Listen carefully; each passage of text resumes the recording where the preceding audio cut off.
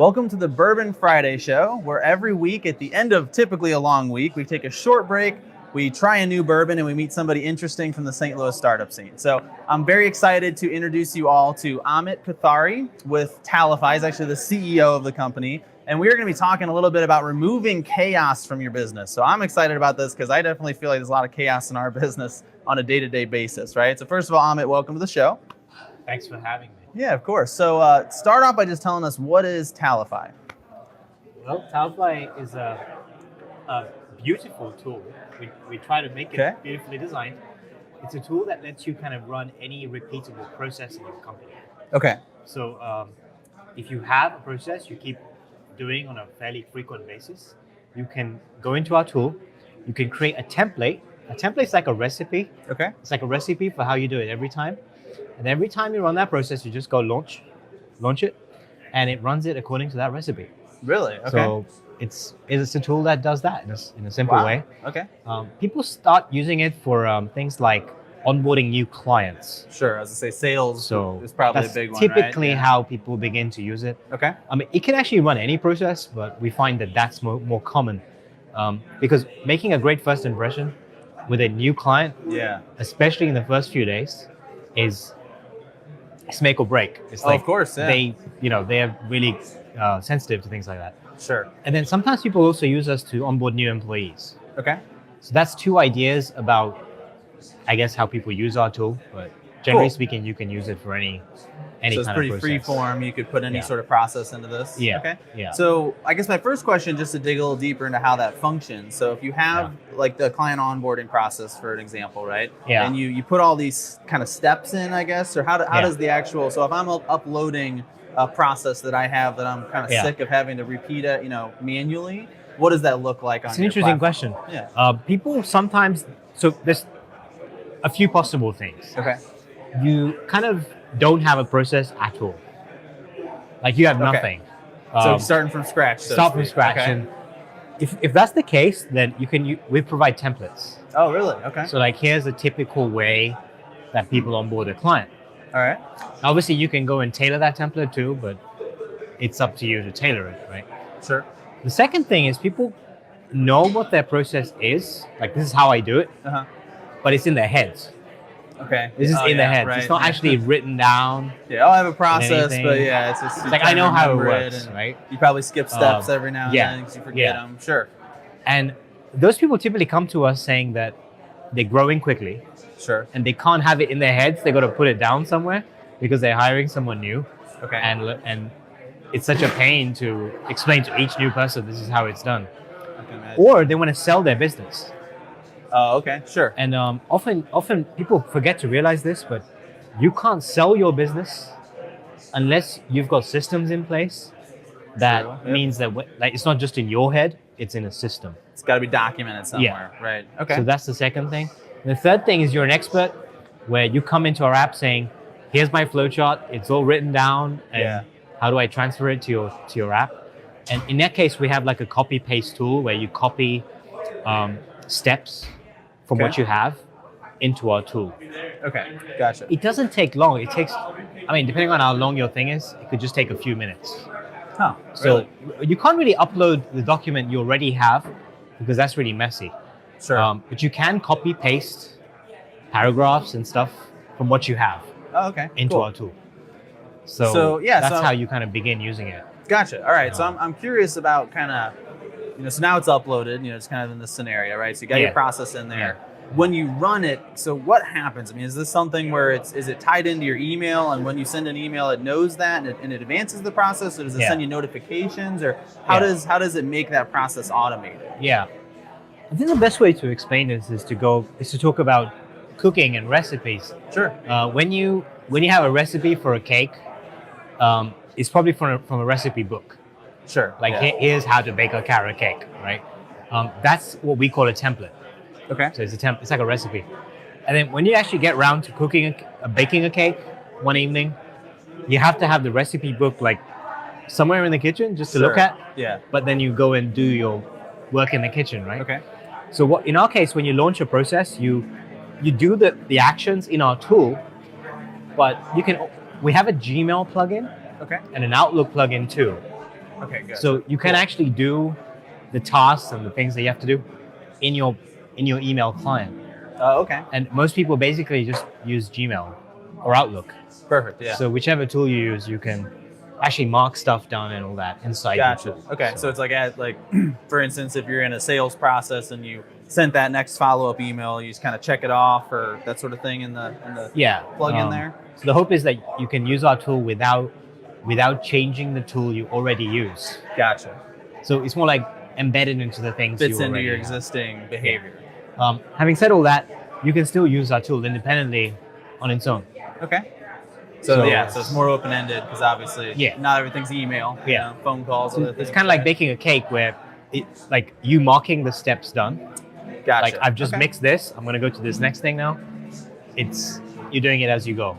Very cool. But the thing where it gets very interesting, you know, with baking a cake, you're doing it on your own. Yeah. It's like me in my kitchen baking my cake. The trouble with the process is that there's many people involved. Good point. Yeah.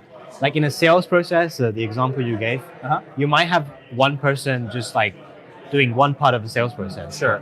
Somebody else doing the closing or somebody else doing the implementation. Gotcha. So they each have to have a handover. And that can get really messy, right? It can get pretty messy. Oh, yeah. The handover is where it gets messy. Sure.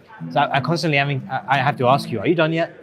Have you done that yet? Yeah. And then you're like, no, or like I have to keep asking. And seeing it in one place and knowing who's done what gets more and more valuable the more people makes sense. Yeah. are involved. Well, and I'd imagine too. I mean, we work obviously out of the T-Rex startup space down here. There's a lot of tech companies. A lot of them have people in different locations that are working together. And that's gets really extreme because yeah. You literally are in like remote locations everywhere. Yeah.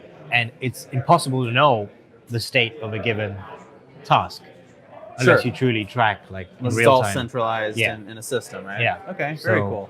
As people get more freelance and work from everywhere, the need for that becomes even bigger. Yeah, I bet. All right. Yeah. Well, so give us kind of a specific use case. I mean, if you have a client you can talk about, maybe we'll kind of go that direction, or if you just have an example. So one question I have right off the bat is like, is this something that's kind of more useful for startups? Because I am thinking of myself, I think a lot of other startups and how much we do need this for sure. Or is this more of an enterprise tool for much bigger companies? We absolutely don't target enterprise. And we'll go into the culture and the politics of that a little later on. But I think the perfect customer for us is maybe between 5 people and 100 people. Okay. In headcount. Gotcha. So not too big, but so right in that startup kind of size. Guess medium size. Yeah. Where you're not too small either. You're not like, we don't have any systems. Sure. You're just one guy with a truck. You don't necessarily need this yet. Then we're not going to be that useful to you. Okay. But you're at a point when collaboration and syncing and knowing what's going on is actually a crucial pain point. You know, sure. I suppose that's the sweet spot. In terms of the example, I guess client onboarding is a fairly typical example. But we have an agency using us for, they're like a social media agency or something like that. They have I guess 10 or 20 new clients a week that they run their social media. Something like that. There's a lot of steps to especially setting that up in the first place. To set that up, to get successful with it. Okay. So the winner customer, and the churn is quite high. Surprisingly, it's agencies don't always retain all their clients. Yeah. Clients tend to try an agency out just for a few months. They're like, oh, I wasn't happy with them, and then they didn't get a big enough ROI right away. So making a great first impression for that kind of agency is important. And if I'm going to run your Facebook, there's some basic things you need to know, give me access to your page. Yeah. What kind of people post on your page? What's your audience like? Do you do video? Do you do photos? You have to know a bunch of things before you can allow someone to start posting, because it has to be to brand, to your style. Do the images have to be green in color? Is there some weird branding stuff thing you have? Or so anyway, that's I guess the onboarding portion. Sure. Where someone said, okay, run my Facebook feed, but by the way, here's all my standards. Okay. And if you mess up on any of them, you're out. Yeah.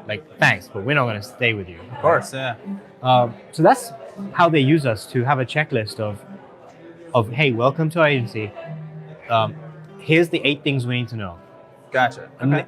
here's the thing: in Tallyfy, you can actually share a process or a workflow with people outside your company. Oh, okay. So Cool. you can assign a task to a client. Gotcha. Oh, I like this. This And sounds so good. this is the thing that gets really cool and interesting, where when clients tell you things and it's not documented. Yeah. So say We deal with say that I a lot, onboard yeah. you and you say to me that, oh, you can't actually post more than 18 words on my Facebook updates, Yeah. and you forgot to write that down, Sure. right? Okay. There's no written record of like anything you said to me. So if I mess up, I can just be like, you messed up, and I told you so, And I'm done. and you were like, no, you didn't tell me anything. Sure. You need like an actual clear place, like where Cool. the expectations between you and your client are clearly established. Okay. Like they said, you have to do it this way. Like I want 6 posts a week. Okay. Cool. It's not like maybe it's 2, maybe it's 10. I want 6 posts a week. Yeah. So then And actually type that everything's- in a, Yeah. you know. So there's no ambiguity about what do you expect me to do? Sure. What's the service I'm doing for you? And they've typed it themselves. So Okay. Even you know, better, right? it's like So you it's can their say, well, words, you right? told us that Yeah.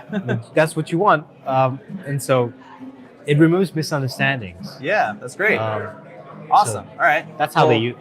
That's how one client uses it, I guess. Gotcha. Okay. So it does sound like it's obviously very open-ended in terms of you can apply this tool to almost anything that's a repeated system. Is that kind of the right interpretation? It divides into 2 basic areas: Uh-huh.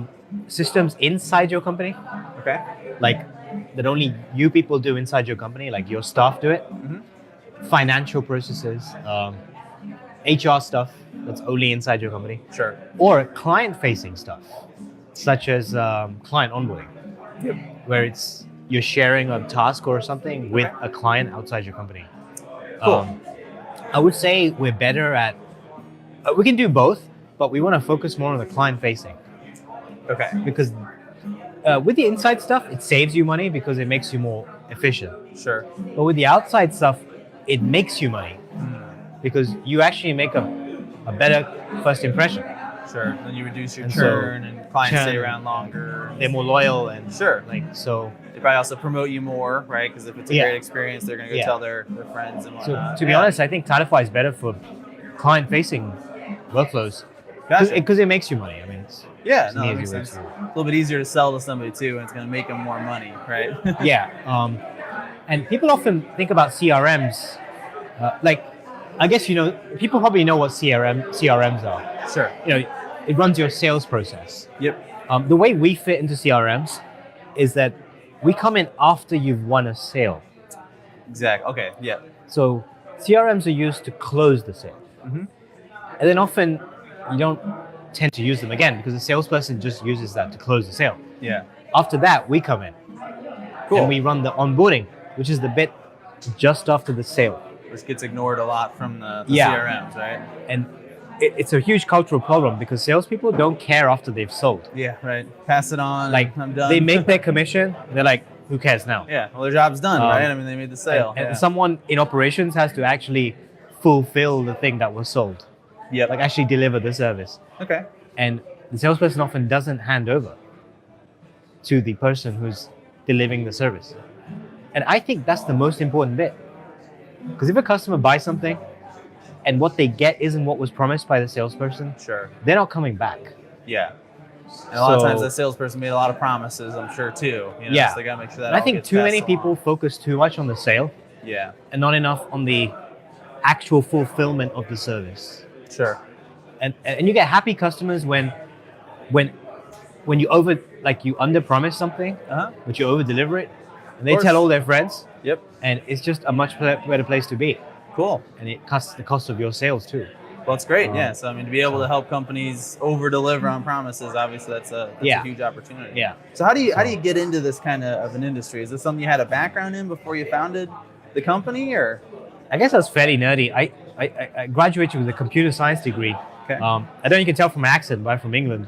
And about 10 years ago, I was in England and I did a computer science degree. Uh-huh. I spent 10 years in London improving processes in companies. Okay. Makes So sense then, these yeah. are mid-sized companies, Sure. where they say, oh, we have a process, but no one follows it, Yeah. or it's really inefficient. Can you help us fix it?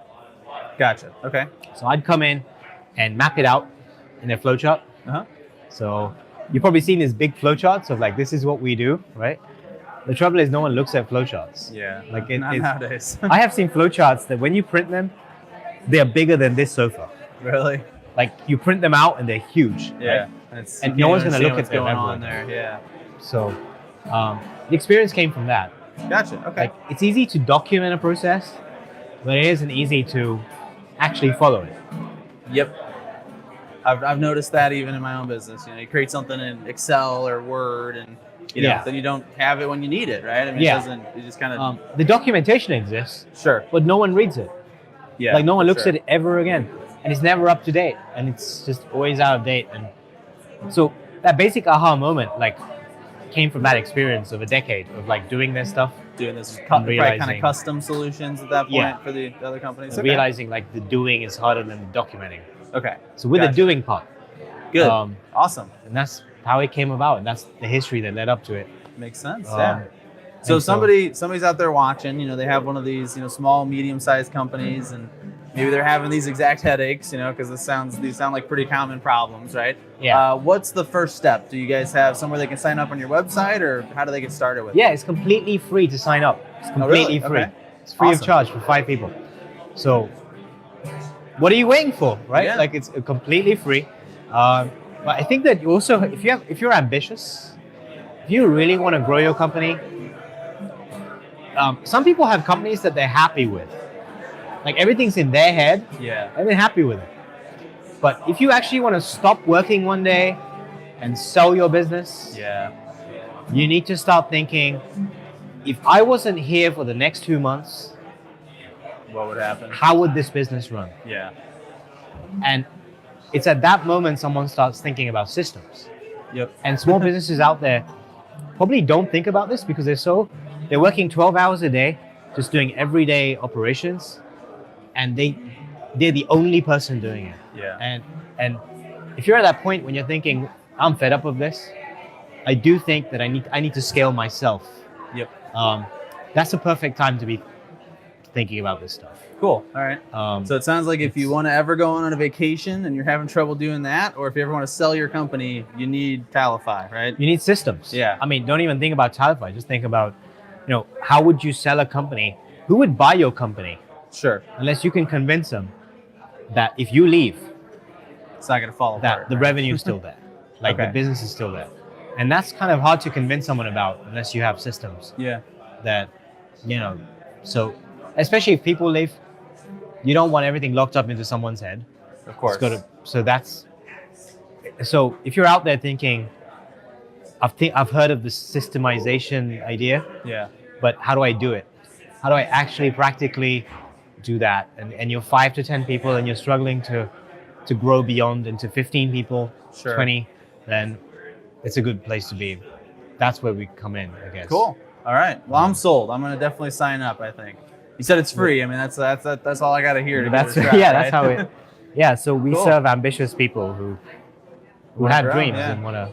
Awesome. Yeah. Well, that's exciting. So we got a couple minutes left. So I obviously want to bring in one of our absolute favorite people, the founder of Bourbon Friday himself, Eric. And Eric is going to tell us what we're here today. So what are we drinking? Okay. So this is Wild Turkey Rare Breed, and the reason why this is here is 2 Thanksgivings ago, that is what I brought for the Thanksgiving party. And that was the first time that Amit and I actually really hung out. Cool. Now, where was this? That was at Jonathan's. Of course, yeah. I remember it fondly. Let's not get too much into the details. It's a shame we're not going into the details there. Yes. Anyway. But yeah, it was a great time, and it was so me being like that sentimental person, I wanted to bring something that is sentimental to me. I probably should have warned you guys before the show. It is barrel proof, which means that let's see here. it is non-diluted bourbon. It comes out of the barrel and goes into the bottle. Wow. It's 116.8 proof. I was gonna say it's it's a strong it'll one. give you a little warmth on the inside. I had just a tiny sip and I feel a couple degrees warmer already.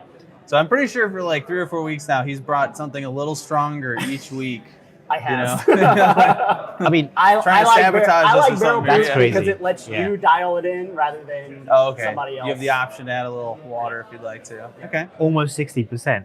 In England, we just Yeah, look at the is this- percentage, Yeah. and that. Does anything get closer to that, like a non-bourbon spirit? Is anything that gets closer to that sort of level? In terms of proof? So Does a vodka get to that, for example? vodka can. So typically, like bourbon cannot go into the barrel higher than 160 proof. It might mature up or down in there.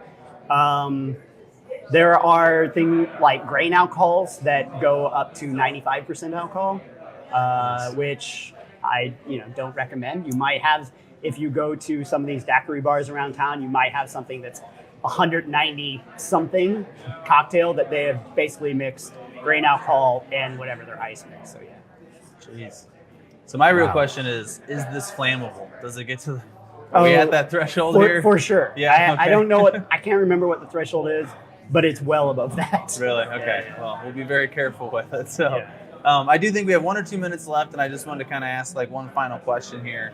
And obviously, one of the themes that we're kind of talking about today, and that I've been thinking a lot about in my own business, is simplicity. Kind of simplifying things as much as possible.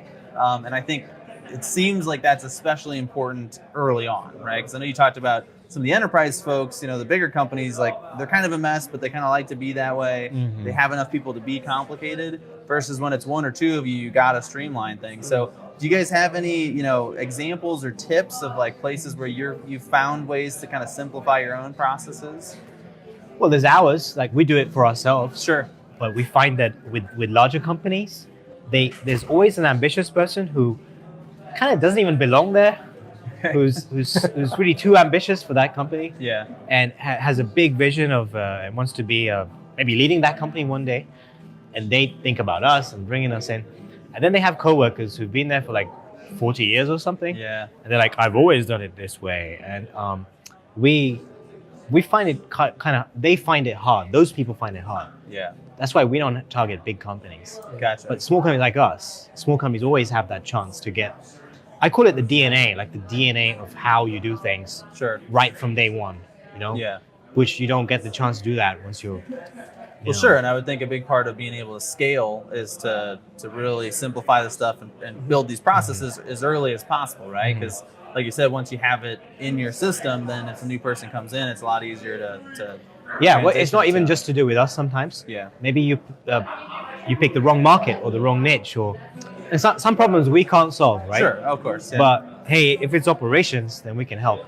But if you literally are just like doing the wrong thing, there's no amount of operations that well, yeah. and sometimes process gonna that's fix that, that's the right? challenge too. Like it's a wrong Sure. business. Or, Sure.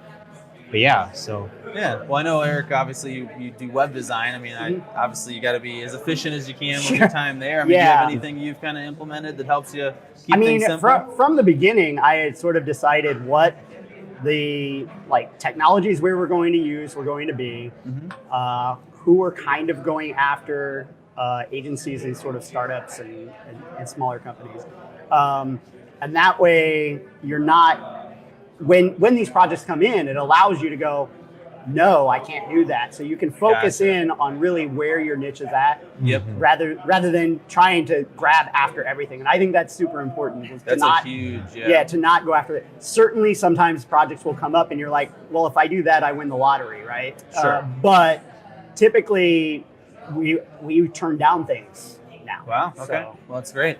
That must be a nice place to be in business. So you can say no, right? So cool. Well, I think that, and that kind of, I think, sums it up, and probably a good place to stop. But I think that's a good final point, which is we do marketing, so we know all about choosing a niche. And that seems to be one of the biggest issues of companies just being inefficient is they chase everything, right? So one of my favorite examples are small companies. Like we used to work with a lot of roofing companies, for instance, right? And they would say, I'll take a job anywhere in St. Louis. And so they'd be doing a job out in Wentzville, one morning, and then they got something down in South County, and I'd be like, so what about all that driving? Like, if you just focus on one area, you would save like thousands of dollars a month in gas and insurance and all this kind of stuff, right? So it doesn't matter who you are, like kind of honing in on that niche and being specific, definitely a big deal. So Cool. Well, I want to thank you both for joining us. Eric, as always. Amit, thanks for coming on the show It's a today. pleasure. Definitely had a good time Thanks, talking Eric. about Tallyfy. And to wrap things up, if you're tuning in this week, please join us again next week. We always go live at 4:30 for the Bourbon Friday show here at the T-Rex Startup Space. I want to thank EQ for streaming through their platform. Thank you to Vanessa Lobo from Connect Marketing for producing the show every week. And if you would like to visit Bourbon Friday, we'd love to have you. Just go ahead and send us a message and we'll tell you how to register and how to come visit us sometime. So thanks for tuning in, and hopefully we'll see you again next Friday.